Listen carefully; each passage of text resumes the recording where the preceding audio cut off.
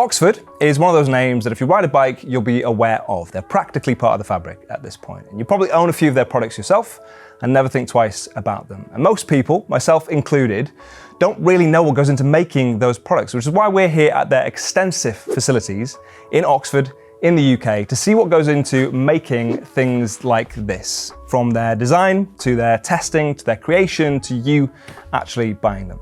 Oh, and by the way, this isn't a shop, this is their showroom to show off the breadth of their product range, which actually surprises even me. There's some stuff on that wall I definitely didn't even know existed. And they've got nice little nods as well to their history, like their classic race bikes over there. They've got used race suits in the corridor from their sponsorship days. And they've got nice little nods to their old packaging and stuff like that in that cabinet as well. And some fun little things, like some teeny tiny bike covers, which I don't think they actually sell, but I wish they would. But before I digress too far, let's actually get on and see some of the stuff. Now, whatever you end up buying from them, whether it is an accessory or clothing or hard part, it will have come through this side of the facility, which we've literally had to drive around the corner to. I did say it was a big complex. They design about 90%, so I'm told, of these products in-house in this building, and they test 100% of them for quality assurance, but I'll get onto that in a few moments. Now, something from their clothing side might take between 4 or 5 years even to develop, but even at their early stages, they will know which materials to use because they have an index of materials and they know, having tested them all, how they perform as well, which is always useful data. And they're very strict with their tolerances on these things. And they're also making a big push towards sustainability and environmentally friendly practices on the manufacturing as well, which is always good to see. And it's something all companies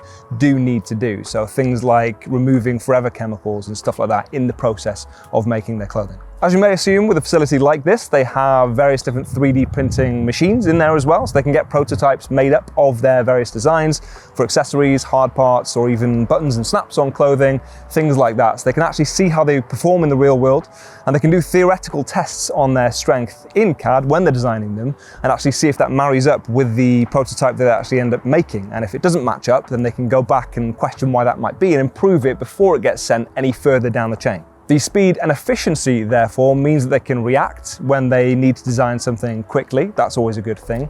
It also means that their process is much more efficient, and that ultimately, as a consumer, you're not paying for inefficient research and development. I think I want to go inside now because it's a bit cold. I am going to go inside. Nice car.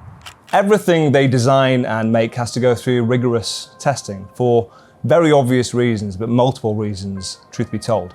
There are lots of different actual machines in here to test various different things. That thing behind me, for example, tests tensile strength. So that's good for burst and tear resistance on fabrics, so they know how strong those are. You can also use it on hard parts or accessories, things like paddock stands, things like that, load-bearing parts essentially. They have a hydrostatic head test over there, which is used for waterproofing ratings. Obviously a very useful thing to know in advance before you send these things off for testing. They've also got something that tests the adherence of dye or color to your fabrics as well, so you don't want that coming off on your trainers, your shirts, whatever. And they have very strict tolerances for things like that. And my favorite thing in this room is the advanced weather tester. Yeah, that's the name. It tests UV and moisture over 500 hours, the equivalent of 500 hours, or 2 years in Florida. Why Florida? Have you ever been to Florida? So that just tests on things like covers, clothing, things like that, again, to see how it degrades over time. And they're very accurate, or they can be very accurate with their reference points to see how aged something is and how it's going to fare over the long run. That means they can be much more efficient with this sort of thing. They don't have to guess how things are going to turn out. They really do know how they're going to last over time. And that has led to significantly fewer returns, which is a good thing for you as a customer. It's a good thing for them as a manufacturer. It's a good thing for all people concerned. It just means things are much more efficient as a result. Any of the safety testing they put these things through is just so they get an idea before they actually submit it for third-party testing. It is obviously tested off base because you can't really test your own stuff objectively. So it's just so they know before they even send it to these tests, which are very expensive, they are obviously going to pass, just to save them money and again, maximize efficiency. And then of course it ends up here in the warehouse, which we're terming the super warehouse. I think I heard them say it as well. They might have just been showing off because it really is very big. They've also gone over the road as well if this wasn't enough. But then it's sent out to dealers, distributors, and to your good selves across the UK and worldwide. So proper British success story that we should be very proud of. And if you bear with me for a very dated reference, I'm pretty sure the Ark of the Covenant is around that corner. So I'm going to go and have a little search for it.